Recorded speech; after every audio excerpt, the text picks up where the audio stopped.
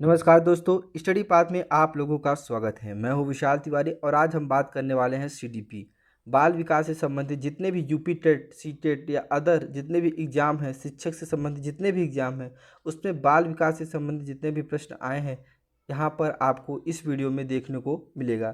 तो चलिए शुरू करते हैं। सबसे पहला प्रश्न है, विद्यालय में विद्यार्थियों के भाग जाने का कारण क्या है? विद्यालयों से विद्यार्थियों के भाग जाने का कारण क्या है? कक्षा शिक्षण में रुचि का अभाव, विद्यार्थियों के अध्ययन में रुचि का अभाव, समस्या के प्रति शिक्षकों की निर्दय अवृत्ति या विद्यार्थियों को दंड नहीं देना। तो इसका जो सही उत्तर है वो है समस्या के प्रति शिक्षक की निर्दय अवृत्ति। अगर शिक्षक समस्याओं को, बच्चों की समस्याओं को नहीं समझ पाता है तो बच्चे इस प्रकार के कृत्य करते हुए दिख जाते हैं। अगला प्रश्न है, मानवीय मूल्यों जो प्रकृति में सार्वत्रिक है के विकास का अर्थ क्या है? मानवीय मूल्यों जो प्राकृतिक के सार्वत्रिक है कि विकास का अर्थ क्या है? प्रकृति में सार्वत्रिक है में विकास का अर्थ क्या है? तो इसका अर्थ होगा अंगीकरण। ठीक है, इसका जो सही उत्तर होगा वो होगा अंगीकरण। अगले प्रश्न की तरफ चलते हैं। अगला प्रश्न है, निम्न में से किस स्तर में बच्चे अपने समकक्षी वर्ग के सक्रिय सदस्य बनते हैं? बाल्यावस्था में अपने समकक्षी के सक्रिय सदस्य बनते हैं, किशोरावस्था में बनते हैं, या प्राक बाल्यावस्था में बनते हैं, या बाल्यावस्था में बनते हैं। ठीक है, इसमें क्या होता है, जो बच्चे होते हैं अपने जो सहपाठी होते हैं, जो दोस्त होते हैं, उनके साथ बहुत ही ज़्यादा घुल मिल जाते हैं और अपना सक्रिय सदस्य बना लेते हैं। तो इसका जो सही उत्तर होगा, उसका जो सही उत्तर है किशोरावस्था है। ठीक है, किशोरावस्था में बच्चे अपने समकक्षी सदस्य के प्रति सक्रियता दिखाते हैं। अगला प्रश्न है, बच्चों में संवेगात्मक समायोजन का प्रभावी होता है। बच्चों में संवेगात्मक समायोजन प्रभावी होता है व्यक्तित्व निर्माण में, कक्षा शिक्षण में, अनुशासन में, या उपरोक्त सभी में।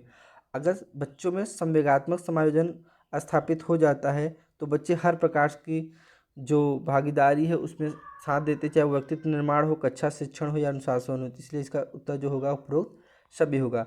अगले प्रश्न की तरफ चलते हैं। अगला प्रश्न है, मनोचित्रण का संदर्भ है अर्थग्रहता को बढ़ाने की एक तकनीक है, जोखिम भरे कार्य के लिए कर्म योजना है, या मन के प्रकार का अन्वेषण है, या मन का चित्र खींचना है। तो देखो, जो मनोचित्रण का अर्थ होता है वो मन के प्रकार का अन्वेषण होता है। जो आप मन में एक विचार उत्पन्न करते हैं या फिर आपके पास जो भी कोई आइडिया होता है वो जो दिमाग में निकलता है उसे ही हम मनोचित्रण कहते हैं। अगले प्रश्न की तरफ चलते हैं। अगला प्रश्न है, प्रतिभाशाली होने का संकेत निम्न में से क्या नहीं है? अगर विचारों में सृजनात्मकता है क्या तब वो प्रतिभाशाली होगा, या दूसरों से लड़ता है तब? ठीक है, तो इसका जो सही उत्तर है, प्रतिभाशाली होने का संकेत निम्न में से क्या नहीं है? विचार में सृजनात्मकता ये प्रतिभाशाली होने का संकेत है। दूसरों से लड़ना नहीं हो सकता है। व्यक्तित्व में अनूठापन ये हो सकता है, कौतूहल भी हो सकता है, लेकिन दूसरों के साथ लड़ना ये प्रतिभाशाली होने का लक्षण नहीं है। तो इसका जो सही उत्तर होगा वो होगा दूसरों के साथ लड़ना। अगले प्रश्न की तरफ चलते हैं। अगला प्रश्न है, समन्वित शिक्षा की सफलता किस पर निर्भर करती है? समन्वित शिक्षा की सफलता निर्भर करती है किस पर? पाठ्य पुस्तकों की उत्कृष्टता पर, समुदाय के समर्थन पर, शिक्षण अधिगम वस्तु की गुणवत्ता पर, या शिक्षक में अभिवृत्तिगत परिवर्तनों पर। तो देखिए, समन्वित शिक्षा की जो सफलता है वो निर्भर करती है पाठ्य पुस्तकों की उत्कृष्टता पर। जी हाँ, समन्वित शिक्षा की सफलता निर्भर करती है पाठ्य पुस्तकों की उत्कृष्टता पर। चलिए अगले प्रश्न की तरफ चलते हैं। अगला प्रश्न है, अधिगम से संबंधित किसी विद्यार्थी की समस्याओं का सबसे अच्छा उपचार क्या है? अधिगम से संबंधित किसी विद्यार्थी की समस्याओं का सबसे अच्छा उपचार क्या है? कठोर परिश्रम का सुझाव देना, या ग्रंथालय में निरीक्षित अध्ययन कराना, या निदानात्मक शिक्षण देना, या निजी शिक्षण का सुझाव देना। तो देखिए, जो विद्यार्थी की समस्याओं का सबसे अच्छा उपचार हो सकता है वो है निदानात्मक परीक्षण। उनकी समस्याओं को जान करके उनकी समस्याओं का निदान करना ही निदानात्मक परीक्षण है, निदानात्मक शिक्षण है। और ये बहुत ज़रूरी होता है किसी विद्यार्थियों की समस्याओं के उपचार के लिए। अगले प्रश्न की तरफ चलते हैं। अगला प्रश्न है, अपने विद्यार्थियों को समझने के लिए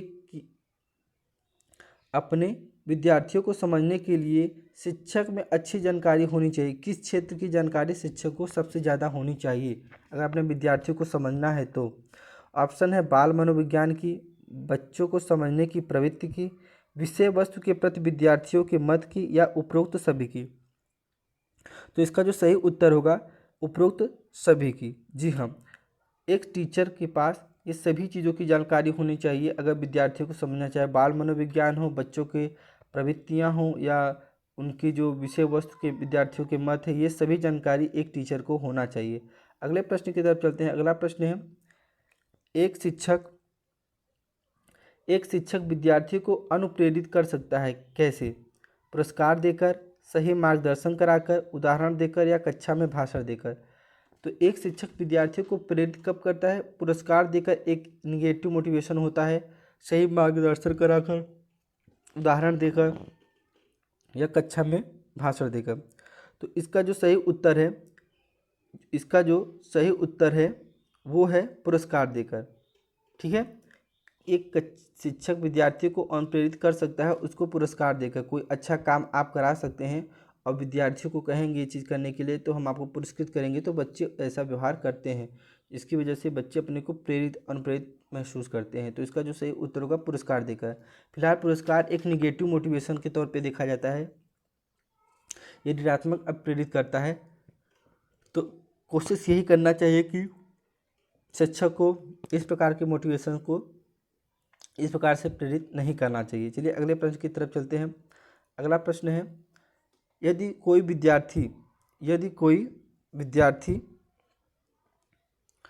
विद्यार्थी आपका सम्मान नहीं करता है तो आप क्या करेंगे? उसकी उपेक्षा करेंगे, उसके अभिभावकों से बात करेंगे, परीक्षा में कम अंक देंगे, या उसे डांटेंगे? तो देखिए, इसका सही उत्तर जो होना चाहिए वो होगा उसके अभिभावकों से बात करेंगे कि ऐसा व्यवहार वो क्यों कर रहा है। ठीक है, अगले प्रश्न की तरफ चलते हैं। अगला प्रश्न है, शिक्षण का सत्तावादी स्तर क्या है? शिक्षण का सत्तावादी स्तर क्या होता है? छात्र केंद्रित, प्रधानाध्यापक केंद्रित, शिक्षक केंद्रित, या अनुभव केंद्रित? तो देखिए, चाइल्ड सेंटर्ड होता है, बाल केंद्रित होता है, छात्र केंद्रित होता है, तो वो तो बहुत ही अच्छा होता है। आज के वर्तमान समय में यही चल रहा है। प्रधानाध्यापक केंद्रित, प्रिंसिपल सेंटर्ड नहीं होता है, प्रधानाध्यापक ज़्यादा पढ़ाते नहीं है, तो ये नहीं हो सकता। सबसे ज़्यादा जो बच्चे इंटरेक्ट करते हैं क्लास में एक टीचर से करते हैं, तो टीचर सेंटर्ड नहीं होना चाहिए, यानी कि शिक्षक केंद्रित इसका सही उत्तर होगा। चलिए अगले प्रश्न की तरफ चलते हैं। अगला प्रश्न है, शिक्षक का बर्ताव होना चाहिए। ठीक है, शिक्षक का बर्ताव कैसा होना चाहिए? प्रशासनात्मक, आदर्शवादी, शिक्षाप्रद, या निर्देशात्मक? ठीक है, एक शिक्षक का बर्ताव किस प्रकार से होना चाहिए? तो इसका जो सही उत्तर है वो है आदर्शवादी। जिस प्रकार से टीचर क्लास में बर्ताव करते हैं, जो छोटे बच्चे होते हैं ठीक उन्हीं का अनुकरण करते हैं, उन्हीं का अनुसरण करते हैं और उनके जैसा ही व्यवहार करने लगते हैं। इसीलिए एक शिक्षक को अपना व्यवहार एकदम आदर्शवादी के तौर पर रखना चाहिए। किसी प्रकार की त्रुटि या गलत कार्य या गलत शब्द नहीं बोलने चाहिए। एक अध्यापक की ये बहुत ही बड़ी जिम्मेदारी होती है। अगले प्रश्न की तरफ चलते हैं। अगला प्रश्न है, चरित्र का विकास होता है कैसे? इच्छा शक्ति द्वारा, बर्ताव एवं व्यवहार द्वारा, नैतिकता द्वारा, या उपरोक्त सभी के द्वारा? तो देखिए, इंसान का जो चरित्र होता है, जो उसका कैरेक्टर होता है, वो किसी एक चीज़ पर डिपेंडेंट नहीं होता है। इसीलिए उसका जो चरित्र बनता है वो पूरा होलिस्टिक वे में बढ़ता है। उसका नैतिक, उसका व्यवहार, उसका बर्ताव, उसकी इच्छा शक्ति, ये सभी चीज़ें उस पर निर्भर करती है। तो इसका जो सही उत्तर होगा उपरोक्त सभी के द्वारा। चलिए अगले प्रश्न की तरफ चलते हैं। अगला प्रश्न है, निम्न में से कौन सा शिक्षण अधिगम का स्तर नहीं है? निम्न में से कौन सा शिक्षण अधिगम का स्तर नहीं है? स्मृति स्तर, चिंतनशील स्तर, विभेदीकरण स्तर, या समझ स्तर? इसमें से जो शिक्षण अधिगम का स्तर नहीं है वो है विभेदीकरण स्तर। विभेदीकरण स्तर का मतलब होता है डिवाइड एंड रूल जैसा बिहेवियर होता है, अलग करने की बात करता है, होलिस्टिक वे में नहीं देखता, इसीलिए इसे विभेदीकरण स्तर कहा गया है और ये शिक्षण अधिगम स्तर का पार्ट नहीं है। अगले प्रश्न की तरफ चलते हैं। अगला प्रश्न है राष्ट्रीय पाठचर्या की रूपरेखा। राष्ट्रीय पाठचर्या की रूपरेखा एनसीएफ 2005 के अनुसार शिक्षक की भूमिका होती है कैसी? सत्तावादी होती है, अधिनायकवादी होती है, अनुमतिपरक होता है या सुविधादाता? तो देखिए आपको एनसीएफ 2005 में साफ साफ लिखा है कि एक टीचर स्टूडेंट के लिए क्या होता है, एक सुविधादाता होता है। ठीक है, सुविधादाता के रूप में वह कार्य करता है। अगले प्रश्न की तरफ चलते हैं। अगला प्रश्न है निम्नलिखित में से कौन सा उदाहरण प्रभावशाली विद्यालय की प्रथा का है? निम्नलिखित में से कौन सा उदाहरण प्रभावशाली विद्यालय की प्रथा का है? निरंतर तुलनात्मक अध्ययन करना चाहिए, व्यक्ति सापेक्ष अधिगम करना चाहिए, शारीरिक दंड देना चाहिए या प्रतियोगितात्मक कक्षा में प्रतियोगिता कराना चाहिए? तो इसका जो सही उत्तर होगा, जो प्रभावशाली विद्यालय का प्रथा है उसका जो सही उत्तर है वो है व्यक्ति सापेक्ष अधिगम कराना चाहिए। अगले प्रश्न की तरफ चलते हैं। अगला प्रश्न है निम्नलिखित में से कौन सा समाजीकरण के गौण वाहक हो सकते हैं? मतलब बहुत ही निम्न वाहक जो होते हैं, विद्यालय और आस पड़ोस, परिवार और आस पड़ोस, विद्यालय और निकट परिवार के सदस्य, परिवार और रिश्तेदार।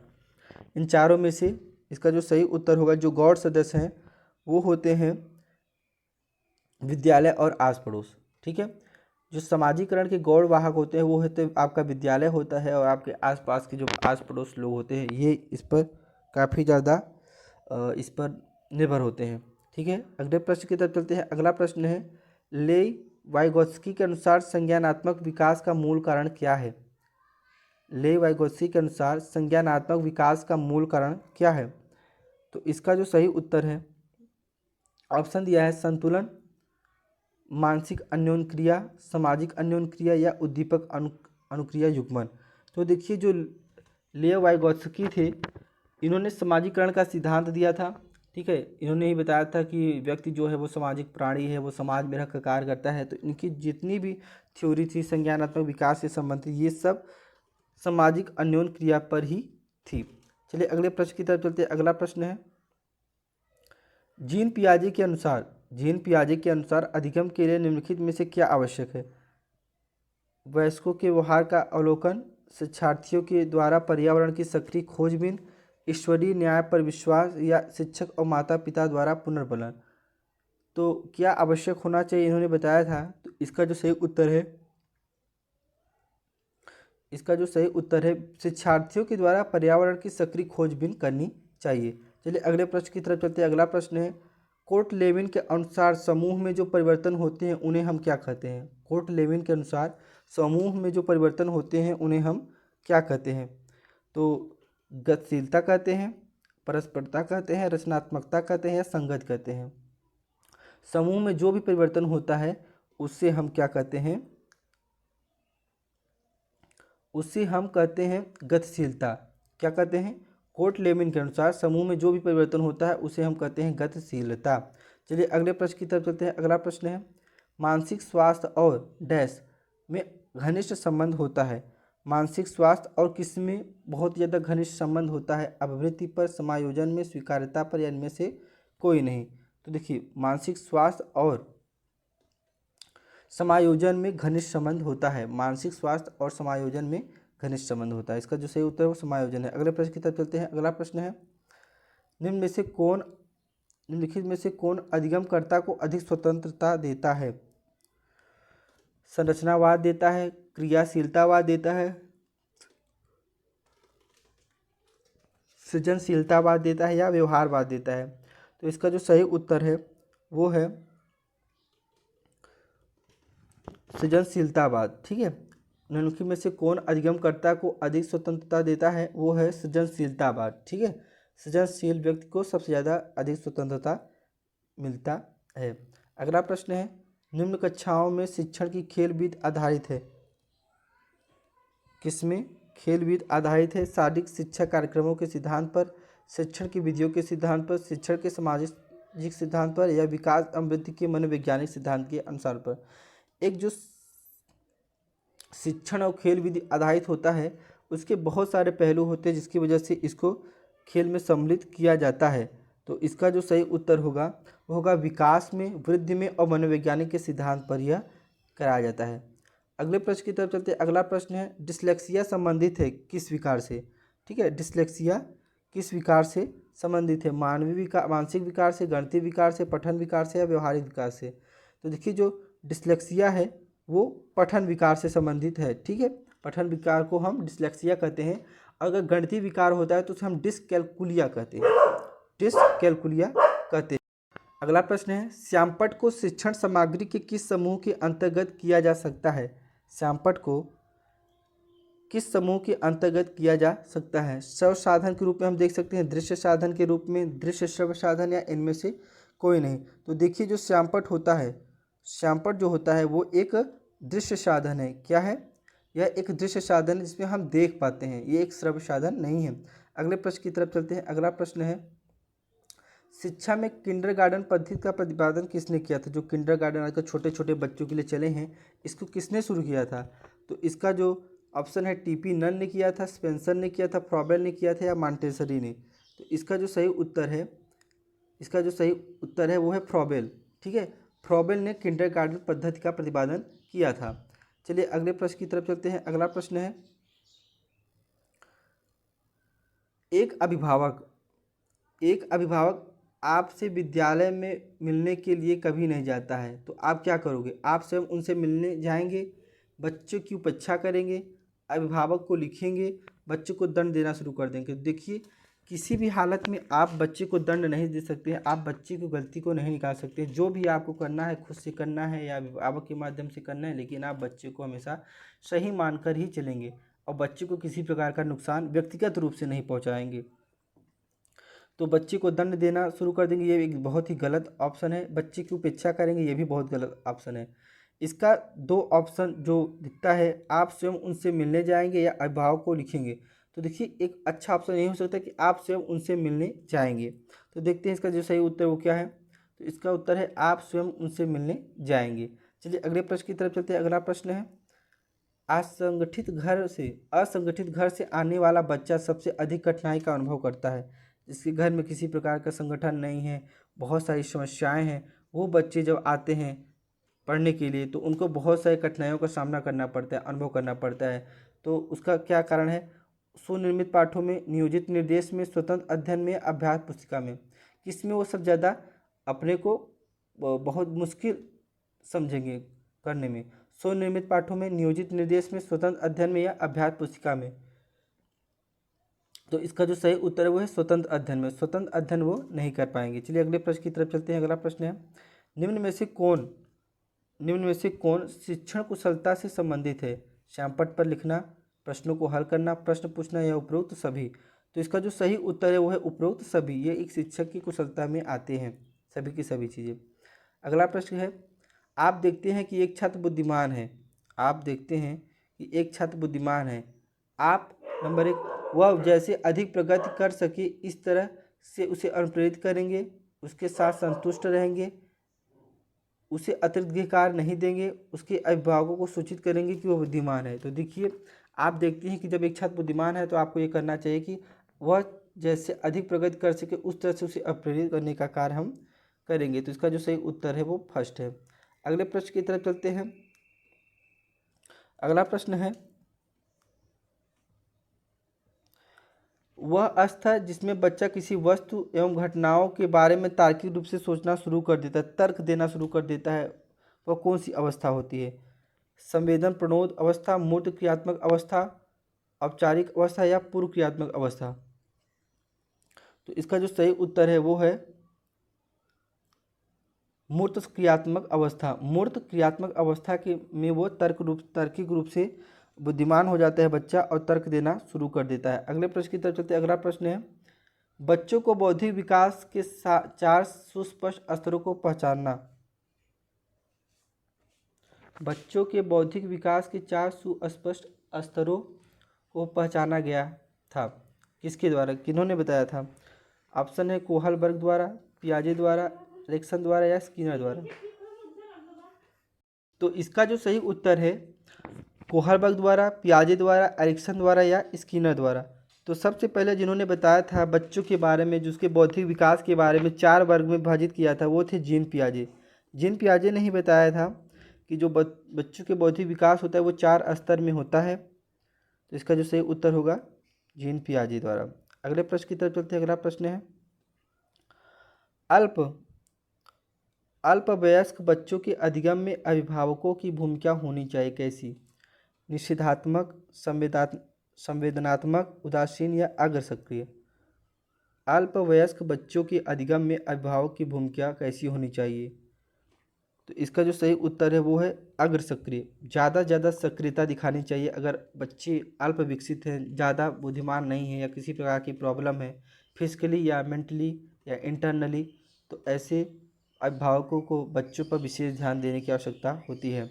अगले प्रश्न की तरफ चलते हैं। अगला प्रश्न है बच्चों के संज्ञानात्मक विकास को सबसे अच्छी तरीके से कहाँ परिभाषित किया गया है? खेल के मैदान में, ऑडिटोरियम में, विद्यालय एवं कक्षा में या गृह में? तो इसका जो सही उत्तर है वो है विद्यालय एवं कक्षा में। बच्चों के संज्ञानात्मक विकास को सबसे अच्छे तरीके से कहाँ परिभाषित किया गया? विद्यालय एवं कक्षा में। सबसे ज़्यादा खुल के जो बच्चे रहते हैं और अपना जो आवृत्ति होती है, जो क्रियाकलाप होता है, सबसे बेहतरीन ढंग से जो प्रदर्शन करते हैं वो विद्यालय में करते हैं। चलिए अगले प्रश्न की तरफ चलते हैं। अगला प्रश्न है कक्षा में विद्यार्थियों की रुचि बनाए रखने के लिए एक शिक्षक को उचित है क्या? सैंपल का प्रयोग करना, चर्चा करना, कहानी कहना या प्रश्न पूछना? तो इसका जो सही उत्तर है वो है प्रश्न पूछना। एक शिक्षक को लगातार बच्चों से प्रश्न पूछते रहना चाहिए ताकि बच्चों की रुचि उस विषय में बनी रहे। चलिए अगले प्रश्न की तरफ चलते हैं। अगला प्रश्न है एक शिक्षक के लिए सबसे महत्वपूर्ण क्या है? एक शिक्षक के लिए सबसे महत्वपूर्ण क्या है? कक्षा में अनुशासन बनाए रखना, विद्यार्थियों की कठिनाइयों को दूर करना, कक्षा में समयानुवर्ती होना, एक सुवक्ता होना। एक शिक्षक के लिए सबसे महत्वपूर्ण क्या है? अनुशासन बनाए रखना, बच्चों की कठिनाइयों को दूर करना, कक्षा में समयानुवर्ती होना या एक सुवक्ता होना। सुवक्ता होना, सुशासन बना के रखना, ये इतना महत्वपूर्ण नहीं होता है जितना महत्वपूर्ण होता है विद्यार्थियों की कठिनाइयों को दूर करना। अगले प्रश्न की तरफ चलते हैं। अगला प्रश्न है बुनियादी स्तर पर मातृभाषा में शिक्षा देना बेहतर है, क्यों? ऑप्शन है प्राकृतिक वातावरण में बच्चों को सीखने में सहायता करेगा, बच्चों में आत्मविश्वास का विकास करेगा, अधिगम को सरल बनाएगा या बौद्धिक विकास में सहायता करेगा। ठीक है, तो इसका जो सही उत्तर है प्राकृतिक वातावरण में बच्चों को सीखने में सहायता करता है। जब बच्चा मातृभाषा में प्रयोग करता है और उसको पढ़ता है और उसका अपने दैनिक जीवन में प्रयोग करता है तो वो आसानी से उस क्रिया को कर पाता है बिना किसी कठिनाइयों के। इस प्रकार से प्राकृतिक वातावरण में बच्चों को सीखने में सहायता ही करता है जो उसकी मातृभाषा है। अगला प्रश्न है श्यामपट्ट पर लिखते समय सबसे महत्वपूर्ण क्या होता है? इसका उत्तर है अच्छी लिखावट, बड़े अक्षरों में लिखना, लेखन में अस्पष्टता, छोटे अक्षरों में लिखना। तो देखिए सबसे इम्पोर्टेंट है लेखन में अस्पष्टता। स्पष्ट लिखना बहुत ही महत्वपूर्ण होता है ताकि बच्चे उसको स्पष्ट रूप से समझ सके। अगला प्रश्न है जब एक विद्यार्थी असफल होता है तो समझा जाता है क्या? अगर एक बच्चा फेल हो गया है किसी विषय में तो इसका निष्कर्ष क्या निकलता है कि पद्धति असफल हुई, एक व्यक्तिक असफलता है, उस बच्चे की कमी है, या शिक्षक असफल हुए या पाठ्य पुस्तक असफल हुए। तो जो सिलेबस होता है वो कभी असफल नहीं होता है, तो ये बिल्कुल गलत ऑप्शन है। यह एक व्यक्तिक असफलता है, क्या बस उसकी गलती है जिसने परीक्षा दिया है? तो ये भी बहुत गलत है। पद्धति असफल हुई है या शिक्षक असफल हुआ है? तो इसका जो सही उत्तर है वो है पद्धति। यहाँ पर ये रॉन्ग ऑप्शन यहाँ पे दिया गया है। जब एक विद्यार्थी असफल होता है तो सिर्फ विद्यार्थी ही नहीं असफल होता है, पूरा का पूरा सिस्टम असफल होता है। तो इसका जो सही उत्तर होना चाहिए वो पद्धति होना चाहिए। चलिए अगले प्रश्न की तरफ चलते हैं। अगला प्रश्न है किशोर अवस्था के चरित्र निर्माण में जो अवस्था संबंधित है उसे वह निम्न में से है क्या? परंपराओं को धारण करने की अवस्था, आधारयुक्त आत्मचेतना की अवस्था, स्वयं केंद्रित अवस्था या आधारयुक्त आत्मचेतना अवस्था। किशोर अवस्था के चरित्र निर्माण में जो अवस्था संबंधित है वह क्या है? तो इसका जो सही उत्तर है वो है आधारयुक्त आत्मचेतन अवस्था। आधारयुक्त आत्मचेतन अवस्था। अगले प्रश्न की तरफ चलते हैं। अगला प्रश्न है, किशोर अवस्था में मुख्य विशेषता निम्न में से है क्या? जब इस व्यक्ति या बच्चा किशोरावस्था में आता है तो उसके अंदर क्या विशेषता आती है? आत्मगौरव, रचनात्मकता, सामाजिक प्रवृत्ति या आत्मचेतना। तो इसका जो सही उत्तर है वो है आत्मगौरव। इसका जो सही उत्तर होगा वो होगा आत्मगौरव। ठीक है, लास्ट क्वेश्चन चल देख लेते हैं। अगला प्रश्न है, विकास व्यक्ति के नवीन विशेषताओं और योग्यताओं। जो विकास होता है, विकास व्यक्ति के नवीन विशेषताओं और योग्यताओं प्रस्फुटित करता है। यह कथन किसका था? विकास व्यक्ति के नवीन विशेषताओं और योग्यताएं प्रस्फुटित करता है, यह कथन किसका है? जेम्स डेवर, हरलॉक, मैकडूगल या मुनरा। ठीक है, तो इसका जो सही उत्तर होगा हार्लॉक। हार्लॉक ने ही बताया था कि विकास व्यक्ति के नवीन विशेषताएं और योग्यताएं प्रस्फुटित करता है या उत्पन्न करता है। तो आशा करता हूँ आपको ये CDP का पहला जो लेक्चर है, पहला जो क्लास है, बहुत अच्छा लगा होगा, क्योंकि आज तक जितने भी CDP से संबंधित प्रश्न साइकोलॉजी से आए हैं, यूपी टेट, सी टेट या अदर एग्जाम, स्टेट बोर्ड हो या वो राजस्थान बोर्ड हो और मध्य प्रदेश बोर्ड हो, सभी एग्ज़ाम में यही प्रश्न आते हैं और CDP में यही प्रश्न लगातार रिपीट भी होते हैं। तो अगर आपको मेरा ये वीडियो अच्छा लगता है तो इस वीडियो को लाइक करें, चैनल को सब्सक्राइब करें और ज़्यादा से ज़्यादा लोगों को शेयर करें ताकि और भी बच्चे इसका लाभ उठा सकें। तो मिलते हैं नेक्स्ट वीडियो में, तब तक के लिए अपना का ध्यान रखिएगा। जय हिंद, जय भारत।